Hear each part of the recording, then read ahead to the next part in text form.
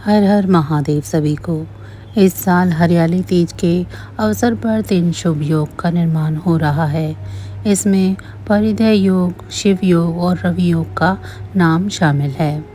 इस योग में बाबा भोलेनाथ और देवी पार्वती की पूजा करने से मनवांछित फलों की प्राप्ति होती है। सावन माह में आने वाले सभी व्रत और त्योहार इस माह की महत्ता को और बढ़ाते हैं। यह माह भोलेनाथ की पूजा अर्चना करने के लिए शुभ होता है। इस दौरान आने वाले पर्व भी महादेव को समर्पित होते हैं। इनमें से हरियाली तीज का नाम मुख्य रूप से शामिल है। हर साल सावन मास के शुक्ल पक्ष की तृतीया तिथि को हरियाली तीज का पर्व मनाया जाता है। ये दिन सभी सुहागिन महिलाओं के लिए बेहद खास होता है। वह वैवाहिक जीवन में सुख समृद्धि और पति की लंबी उम्र के लिए ये उपवास रखती है। वहीं कुंवारी कन्याएं भी योग्य वर की प्राप्ति के लिए ये व्रत रखती हैं। इस हरियाली तीज के अवसर पर 3 शुभ योग का निर्माण हो रहा है। इनमें परिधेय योग, शिव योग और रवि योग का नाम शामिल है। इस योग में बाबा भोलेनाथ और देवी पार्वती की पूजा करने से मनवांछित फलों की प्राप्ति होगी।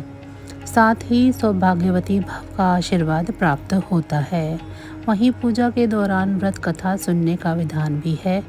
ऐसे में आइए चलिए जानते हैं हरियाली तीज व्रत की कथा के बारे में। हरियाली तीज का व्रत सभी सुहागिनों के लिए बेहद शुभकारी होता है।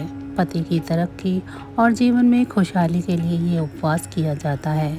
ऐसे में आइए इस व्रत की कथा के बारे में जान लेते हैं। कथा को लेकर एक ऐसी पौराणिक मान्यता है कि भगवान शिव माता पार्वती को पूर्व जन्म की बात सुना रहे थे। कहानी को सुनते ही शंकर जी पार्वती माता से कहते हैं कि हे पार्वती, तुमने पति के रूप में मुझे पाने के लिए कई सालों तक तपस्या की है। तुम्हारी कठोर तपस्या के दौरान तुमने अन्न और जल को भी त्याग दिया था। उसके बाद मैं तुम्हें वर के रूप में प्राप्त हुआ। माँ पार्वती को बात बताते हुए भोलेनाथ कहते हैं कि हे पार्वती, एक बार नारद मुनि तुम्हारे घर गए थे। घर जाने के बाद नारद मुनि ने आपके पिता से कहा था कि मैं विष्णु जी के भेजने पर यहाँ आया हूँ। विष्णु जी स्वयं आपकी कन्या पार्वती से विवाह करना चाहते हैं। नारद मुनि की यह बात सुनकर पर्वतराज प्रसन्न हो गए। इसके बाद नारद मुनि की यह बात आपके पिताजी ने आपको बताई। तुम इस प्रस्ताव से दुखी हुई।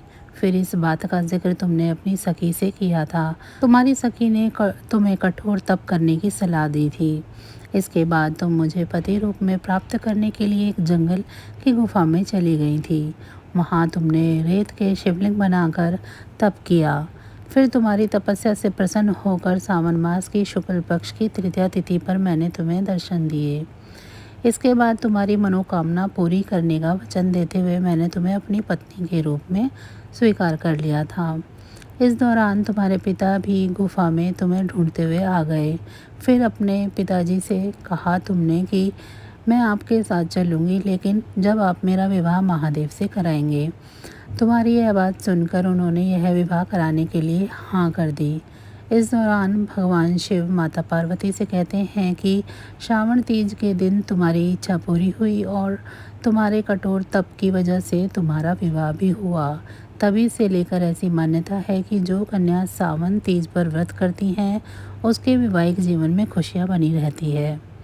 तो बस आज की जानकारी इतनी ही थी। फिर मिलेंगे हम आपको ऐसी ही किसी अन्य जानकारी के साथ। अब तक अगर आपको मेरी ये जानकारी अच्छी लगी है तो वीडियो को लाइक करें। चैनल को अभी तक सब्सक्राइब नहीं किया है तो चैनल को भी सब्सक्राइब कर लें और कमेंट बॉक्स में हर हर महादेव ज़रूर लिखें। आप सभी पर भोलेनाथ की कृपा दृष्टि हमेशा बनी रहे।